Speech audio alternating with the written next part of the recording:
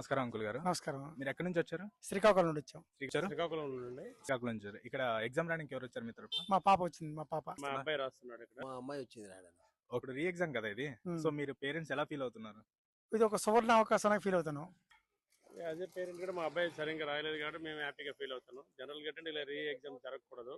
Okay, రాసినప్పుడు అమ్మాయి బాగా రాసింది. దాదాపు 525 మార్క్స్ కి ఎక్స్పెక్టేషన్ చేసినాం మేము. Super super. కానీ సెకండ్ టైం రావడం అనేది కొంచెం ఇబ్బంది కనపడుతుంది. ఎందుకంటే మేము అక్కడ మాది కర్నూలు డిస్టిక్ యాక్చువల్ గా. అక్కడ నుంచి ఇంత దూరం వచ్చి మళ్ళీ ఎగ్జామ్ రాయడం కొంచెం మాకు ఇబ్బందిగానే కనపడుతుంది. ఓకే, కొంతమంది పేరెంట్స్ ఏమంటున్నారంటే ఫస్ట్ టైం రాసినంత, ఫస్ట్ టైం ప్రిపేర్ అయినంత బాగా సెకండ్ టైం ఈ 1 మంత్ గ్యాప్ లో రిలాక్స్ అయిపోతారు, ప్రిపేర్ అవ్వలేరు అంటున్నారు. దాని గురించి మీ ఒపీనియన్ ఏంటి?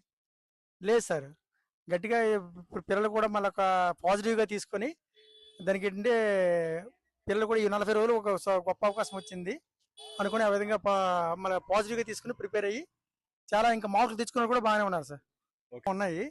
కాకపోతే లీకేజ్ అనేది అది సమస్యగా మారింది. కాబట్టి ఇప్పుడు అందరూ దీనిలో వచ్చి కొంతమంది బడా నా సాబుల యొక్క హస్తం ఉంటుంది. అధికారులే కొద్ది చిన్న దానికి అమ్ముడు పోయి ఈ విధంగా పేపర్ లీక్ చేసి దాదాపు 22 లక్షల మంది పిల్లల జీవితాలతో ఆడుకుంటున్నారు. ఓకే, చేయట్లేదని అనిపిస్తుంది నాకు. గవర్నమెంట్ మాత్రం చేయట్లేదు అనిపిస్తుంది. రిలాక్స్ లో ఉన్నాం. ఎందుకంటే అమ్మాయి